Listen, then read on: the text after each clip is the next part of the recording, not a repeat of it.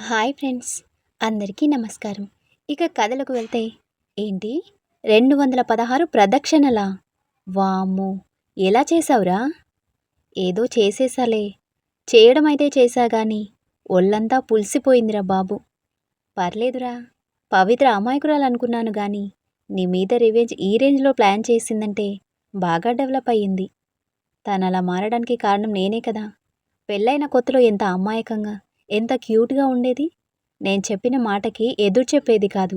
ఏమైనా అంటే ఏడుస్తూ కూర్చునేది. హ్మ్, అలా ఉన్న అమ్మాయిని ఇలా మార్చేశావంటే తనని ఎంత ఇరిటేట్ చేసుంటావురా. అదీ నిజమే అనుకో. ఏమీ ఆలోచించకుండా నేను చేసిన పనుల వల్ల పవిత్ర చాలా నలిగిపోయిందిరా. ఇక మీదట తనకి ఎలాంటి బాధ రాకుండా చూసుకోవాలి. Good luck. నీ పెళ్ళాం గొడవలో పడి నా పెళ్లి విషయం మర్చిపోయేవు. లేదులే, గుర్తుంది. పెళ్ళి పవిత్ర వాళ్ళ ఊర్లోనే కదా. ఎప్పుడు బయలుదేరాలి? 2 రోజుల్లో బయలుదేరుతున్నాం. నువ్వు పవిత్ర కూడా మాతో పాటే బయలుదేరాలి. సరే, రేపు కొంచెం ఆఫీస్ వర్క్ ఉంది. అది పూర్తి చేసుకుని ఎల్లుండి మీతో పాటే వస్తాం. సరే సరే. రీతు కోసం నెక్లెస్ ఆర్డర్ ఇచ్చాను. ఒకసారి జ్యువెలరీ షాప్కి వెళ్ళొద్దాం పదా. ఓకే. అబ్బా రీతు, త్వరగా కానీయవే. బాబు నిద్రలేచాడంటే ఇల్లు పీకి పందిరేస్తాడు. పర్లేదు లేవే, మీ అత్తయ్య గారు చూసుకుంటా అన్నారుగా. గోల్డ్ రింగ్ చెక్ చేసుకుంటూనే అంది తను. అయినా నీ పెళ్లి షాపింగ్ అంతా అయిపోయింది కదా, మళ్ళీ ఏం కొంటున్నావు? మణికంఠకి నా తరపున స్మాల్ గిఫ్ట్ ప్రజెంట్ చేద్దామనుకుంటున్నాను. అబ్బో, ఏంటో అది. అదే అర్థం కావటం లేదు. ఏం గిఫ్ట్ ఇస్తే బాగుంటుంది? నువ్వు చెప్పు. తను నన్ను ప్రతి క్షణం గుర్తు చేసుకునేలా ఒక గిఫ్ట్ తనకివ్వాలి. అయితే వాచ్ ఇవ్వు. అప్పుడు నువ్వు ప్రతి క్షణం గుర్తొస్తావు కదా. వాచ్ ఆల్రెడీ ఇచ్చాను. ఇంకా స్పెషల్గా ఏమైనా చెప్పు. స్పెషల్గా అంటే హా, బ్రేస్లెట్ అయితే బెటర్. యా, ఈ రింగ్ కంటే బ్రాస్లెట్ అయితేనే బాగుంటుంది కదా. అవే చూపించండి. ఎదురుగా ఉన్న సేల్స్ మ్యాన్కి చెప్పడంతో బ్రేస్లెట్స్ తెచ్చి ఎదురుగా పెట్టాడు. ఇద్దరూ అవి చూడటంలో బిజీ అయిపోయారు. ఇంతలో వెనుకగా ఎవరో వచ్చి రీతు కళ్ళు మోయటంతో ఉలికి పడి చేతులు తీసి వెనక్కి తిరిగి చూసింది. ఎదురుగా మణికంఠ, కార్తీక్ నవ్వుతూ కనిపించారు. మీరా? ఇంకెవరనుకున్నావు? అయినా కొత్త పెళ్లి కూతురు రెస్ట్ తీసుకోవటం మానేసి ఇలా గోల్డ్ షాప్ చుట్టూ తిరుగుతుందేంటి? ఏంటి అంటే ఏం చెప్తాం? పెళ్ళైతే ఎలాగో ఫ్రీడమ్ ఉండదు కదా. అందుకే ఫ్రెండ్స్తో ఇలా టైం స్పెండ్ చేస్తున్నాను. ఏం చేయకూడదా? ఎందుకు కూడదు? చేయొచ్చు. నేను కూడా బ్యాచిలర్ పార్టీ అరేంజ్ చేశాను. ఇంకో 4 రోజుల్లో నా బ్రహ్మచర్యానికి ముగింపు పలకబోతున్నాను కదా. అందుకే చివరిసారిగా నా ఫ్రెండ్స్ అంతతో ఎంజాయ్ చేయాలనుకుంటున్నాను. బ్యాచిలర్ పార్టీనా? నాకు చెప్పనే లేదు. ఇంతకీ ఎప్పుడు? రేపు రాత్రికి బ్యాచిలర్ పార్టీ, ఎల్లుండి సాయంత్రానికి మన ఊరి ప్రయాణం. That's it. Okay, enjoy the party. ఇప్పుడు ఇక్కడికి ఎందుకు వచ్చారు మీరు? ఎందుకంటే అందమైన భార్యకి అంతకంటే అందమైన గిఫ్ట్ ఇవ్వాలనుకుంటున్నాను. మరి నువ్వెందుకు వచ్చావు? ఏం, మీరు మాత్రమే గిఫ్ట్ ఇస్తారా? మేము ఇవ్వకూడదా ఏంటి? నేను కూడా నీకోసం తీసుకుందామని వచ్చాను. What is surprise. అనుకోకుండా అందరం భలే కలిసాం కదా. అవునవును. సరే, మీరు చూస్తూ ఉండండి, మేమిప్పుడే వస్తాం. ఓకే. మణికంఠ కార్తీక్ని తీసుకుని 5th ఫ్లోర్కి వెళ్ళాడు. రీతు పవిత్ర వైపు చూసింది. ఏంటే మీ ఆయన అలా ఉన్నాడు? ఏం లేదులే, పొద్దున గుడిలో ప్రదక్షిణలు చేశారు, అందుకే. ప్రదక్షిణలు చేస్తే ఇలా అయిపోతారా? మరి ఒకటా రెండా? 216 ప్రదక్షిణాలు చేశారు. స్ట్రెయిన్ అవ్వకుండా ఉంటారా? 216? వామ్మో, ఎలా చేశాడే? ఎలా చేస్తాడు? అందరూ ఎలా చేస్తారో ఆయన అలానే చేశారు. పవిత్ర, నువ్వు మామూలు దానివి కాదే.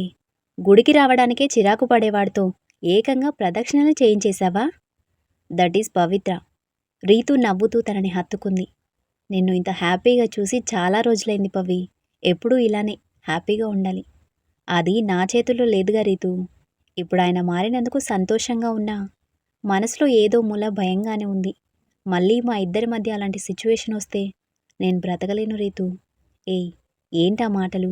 చూడు, నాకు నమ్మకం ఉంది. కార్తిక్ది కేవలం అపార్థం మాత్రమే. మళ్ళీ మీ ఇద్దరి మధ్య అలాంటి సిచ్యువేషన్స్ అస్సలు రాదు. బీ పాజిటివ్ రా. సరే, ఇదెలా ఉందో చెప్పు. బాగుంది.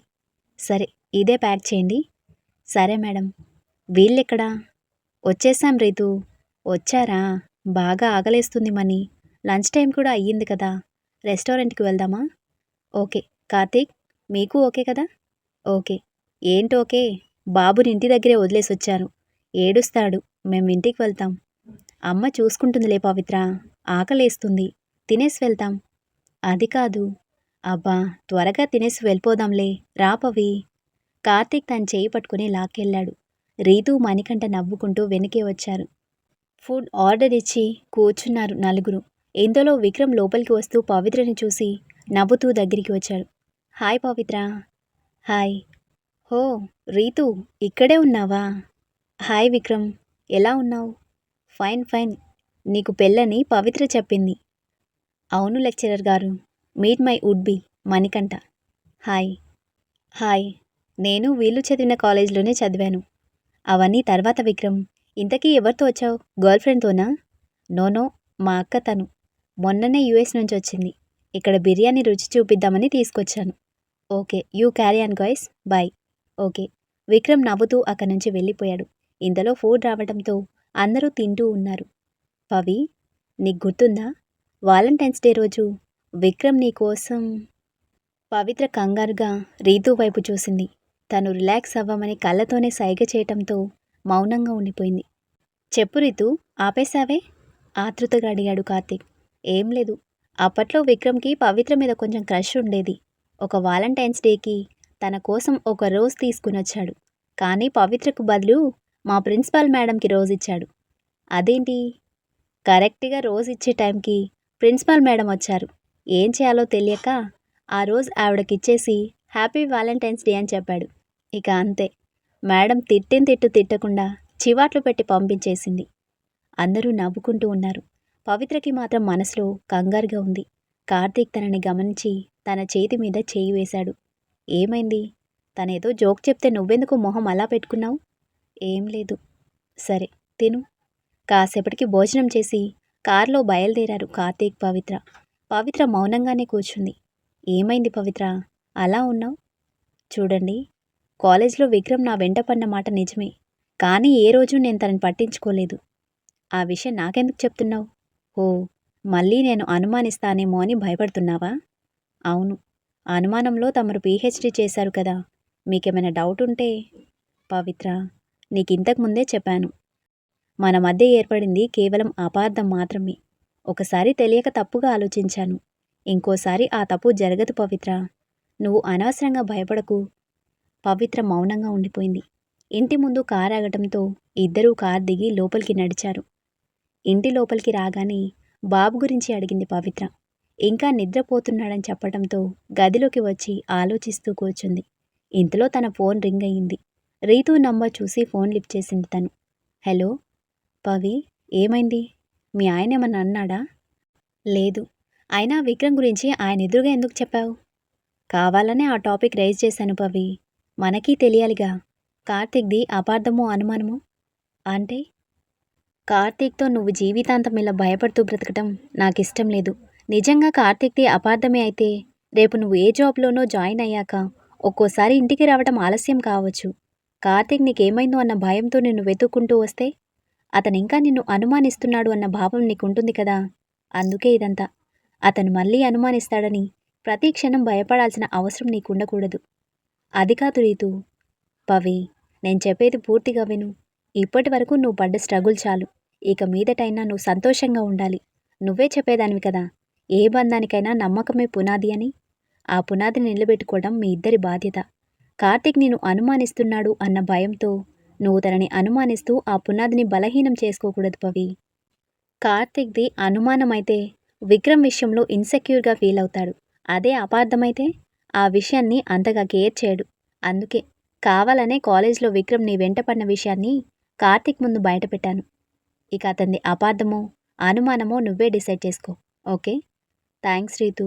నువ్వు నా గురించి ఇంతగా ఆలోచిస్తున్నావు. చాలేవే, నాకు థ్యాంక్స్ చెప్పేంత పరాయిదాన్ని అయిపోయానా? నీతో కట్టిఫ్. పవిత్ర నవ్వుతూ సారీ థ్యాంక్స్ క్యాన్సిల్. అది అలా ఉండాలి. ఓకే డార్లింగ్, నేను కాసేపు రెస్ట్ తీసుకుంటాను. లేదంటే గ్లామర్ పాడవుతుంది. నీకేంటే, మా రీతూ ఎలా ఉన్నా బంగారు బొమ్మలానే ఉంటుంది కదా. ఇద్దరూ నవ్వుకుంటారు. సరే ఉంటాను. ఓకే. ఫోన్ కట్ చేసి తనలో తానే నవ్వుకుంటుంది. ఇంతలో కార్తీక్ బాబుని తీసుకొని వచ్చాడు. పవి, వీడి కొంచెం పాలు పట్టు. అరే నాన్న, లేచావా? అంటూ కార్తీక్ చేతి నుండి బాబుని తీసుకుని ముద్దు పెట్టుకుంది. కార్తీక్ నవ్వుతూ తన పక్కనే కూర్చున్నాడు. నీ పనే బావుందిరా. నువ్వు అడక్కపోయినా ముద్దులిస్తున్నారు. నేను అడిగితే మాత్రం గుడ్లురిమి చూస్తుంది మీ అమ్మ. పవిత్ర కోపంగా కార్తీక్ వైపు తిరిగింది. అవును మరి, తమరన్నీ నా పర్మిషన్ తీసుకునే చేశారు కదా? పర్మిషన్ తీసుకోలేదు.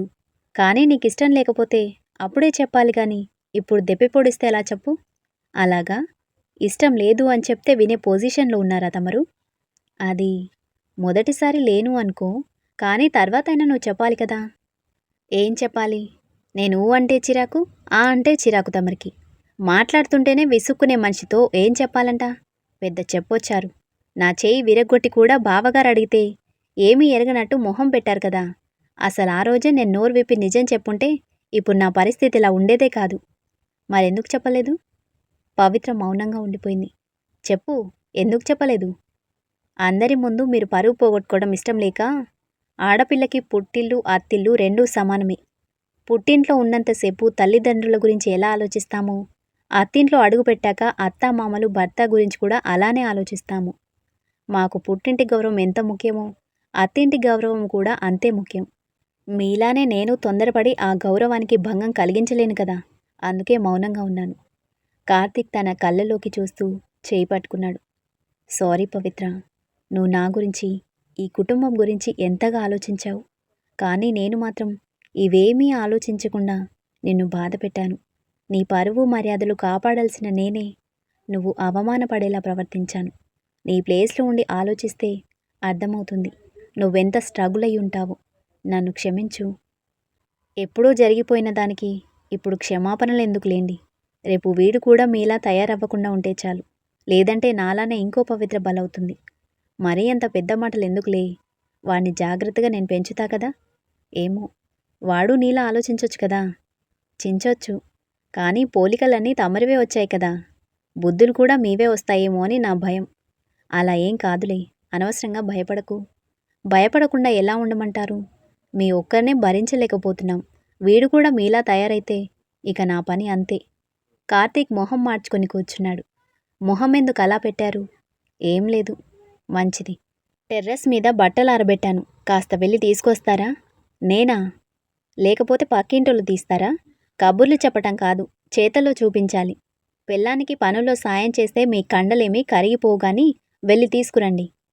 సరే అంటూ పైకి లేచి వెళ్ళాడు. పవిత్ర తనలో తానే నవ్వుకుంటుంది. టెర్రస్ మీదకొచ్చి బట్టలు తీసుకుని కిందికొచ్చేసరికి వాళ్ళ అమ్మా నాన్న ఎదురుగా కనిపించారు. కార్తీక్ చివరి మెట్టు మీద ఆగిపోయాడు. అతని ఆలోచనలతో పాటు వాళ్ళ అమ్మా నాన్న ఆలోచనలు కూడా వెనక్కి వెళ్ళాయి. నాన్నా, కార్తీక్, పైన బట్టలు ఆరబెట్టాను, వెళ్ళి తీసుకురారా. ఏంటి? నేను బట్టలు తీసుకురావాలా? ఎలా కనిపిస్తున్నానమ్మా నీకు? అబ్బా, పనిలో ఉన్నారా? వర్షం పడేట్టుంది, కాస్త తెచ్చిపడే. నెవ్వర్. చచ్చిన కార్తీక్ ఇలాంటి పనులు చేయడు. పోయి నువ్వే తెచ్చుకోమ్మా. ఆ విషయం గుర్తు రాగానే వాళ్ళ అమ్మ అతని వైపు గుర్రుగా చూసింది. కార్తీక్ చేతిలో బట్టలతో మొహం దాచుకున్నాడు. వాళ్ళ నాన్న లోపలి నవ్వుకుంటున్నాడు. పైకి నవ్వితే పెళ్ళాం తిడుతుందేమో అన్న భయంతో. చచ్చాను, అమ్మ చివాట్లు పెట్టడం ఖాయం. ఏరా, నాకెప్పుడైనా ఇలా పనుల్లో సహాయం చేశావా? అదే పెళ్ళాం చెప్తే మాత్రం ఎగేసుకుంటూ చేసేస్తున్నావు. అమ్మా, నోర్మయ్ సన్నాసి. ఇక్కడున్న వస్తువు తీసి అక్కడ పెట్టేవాడివి కాదు. తిన్న ప్లేట్ కూడా తీసే అలవాటు లేదు గాని పెళ్ళాం రాగానే అన్నీ అలవాటైపోయాయా? అంతేరా. అమ్మ అల్లం, పెళ్ళాం బెల్లం అని ఊరికే అన్నారా? ముక్కు చీరుకుంటూ అక్కడి నుంచి వెళ్ళిపోయిందావిడ. కార్తీక్ అయోమయంగా తలగొక్కుంటూ అక్కడే నిలబడ్డాడు. వాళ్ళ నాన్న ఇక నవ్వాపుకోలేక పైకే నవ్వేశాడు. కార్తీక్ మూతి ముడుచుకొని కోపంగా చూస్తూ దగ్గరికి వచ్చి నిలబడ్డాడు. నాన్నా, ఎందుకు నవ్వుతున్నావు? నిన్ను చూస్తుంటే నవ్వు ఆగడం లేదురా కార్తీక్. నా పెళ్ళైన కొత్తలో ఇలానే మీ అమ్మకి సాయం చేద్దామని అంట్లు తోమాను. మీ నాయనమ్మ చూసేసింది. ఇక అంతే. ఏమంది? మీ అమ్మ కాబట్టి నిన్ను తిట్టి వదిలేసింది. మా అమ్మ అయితే నా నెత్తి మీద మొట్టికాయలు వేసి మరీ తిట్టింది. ఏంటి? నాయనమ్మ నిన్ను కొట్టిందా? అప్పుడే అర్థమైంది. ఈ సాయం చేయడం అనేది అమ్మల దగ్గర నుంచి మొదలు పెట్టాలి. అప్పుడు పెళ్ళానికి సాయం చేసినా అమ్మకి కోపం రాదు కదా. ఈ విషయం ఇప్పుడా చెప్పేది? చిన్నప్పుడే చెప్పుంటే అలానే చేసేవాణ్ణి కదా. ఎక్కడ చెప్పనిచ్చావు? చిన్నపిల్లాడివి కదా. మీ అమ్మ నిన్ను అతి గారాబం చేసేది. దాంతో నువ్వు మొండిఘటంలా తయారయ్యావు. మీ అమ్మ మాటే వినేవాడివి కాదు. ఇక నా మాటేం వింటావు? అమ్మకి కోపం వచ్చినట్టుంది.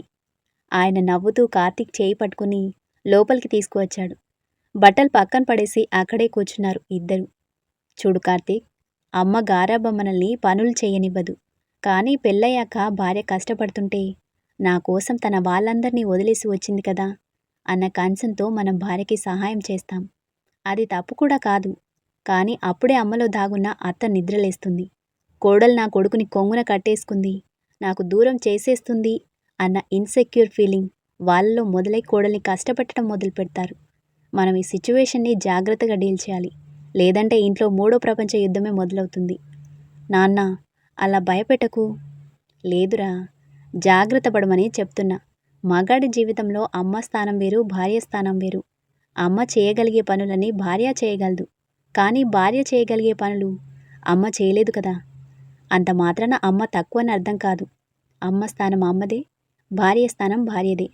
ఈ విషయం మీద మనకి వాళ్ళకి ఒక అండర్స్టాండింగ్ ఉంటే ఎలాంటి సమస్య ఉండదు. అర్థమయ్యి కానట్టుగా ఉంది నాన్న. ఇప్పుడు నేనేం చేయాలి? కంగారు పడకలే. మీ అమ్మ ఏదో ఉక్రోషంలో నేను తిట్టేసి వెళ్ళిందే గాని తన ఈ సిచ్యువేషన్స్ అన్నీ ఫేస్ చేసే వచ్చింది కదా. అర్థం చేసుకుంటుందిలే. నేను నచ్చ చెప్తాను. థ్యాంక్స్ నాన్న. సరే గాని ఆ బట్టలు మడతపెట్టి లోపల పెట్టేయి. నాన్న, తప్పు కాదురా. మన పనులన్నీ భార్యలు చేస్తున్నప్పుడు వాళ్ళకి మనం ఈ మాత్రం సాయం చేయటం చిన్నతనంగా ఉండదు? బాధ్యత అనిపించుకుంటుంది. సరే, కానీ మీ అమ్మ సంగతి నేను చూసుకుంటాలే, నువ్వెళ్ళు. కార్తీక్ బట్టలు తీసుకొని గదిలోకి వచ్చేసరికి బాబుతో పాటు పవిత్ర కూడా నిద్రపోతూ కనిపించింది. బట్టలన్నీ మడతపెట్టి కబోర్డ్లో పెట్టేసి బయటికి వెళ్ళపోతూ పవిత్రని చూశాడు. ఆదమర్చి నిద్రపోతుందేమో. చీర పక్కకి తొలగి కనిపించింది. దగ్గరికి వచ్చి చీర సరిచేసి తన తలని ముడుతూ నుదుటి మీద ముద్దు పెట్టుకున్నాడు. రాకాసి, ఎన్ని తిప్పలు పెడుతున్నావే నన్ను. ఏం చేస్తాం? నేను చేసిన ఓవర్ యాక్షన్కి ఈ మాత్రం రియాక్షన్ ఉండాల్సిందేలే. అమ్మో, లేచిందంటే తాట తీస్తుంది. నవ్వుకుంటూ బయటకు వెళ్ళిపోయాడు. స్టోరీ నచ్చితే లైక్ చేయండి, కామెంట్ చేయండి, ఇంకా సబ్స్క్రైబ్ చేసుకోండి. Thank you. మళ్ళీ కలుద్దాం.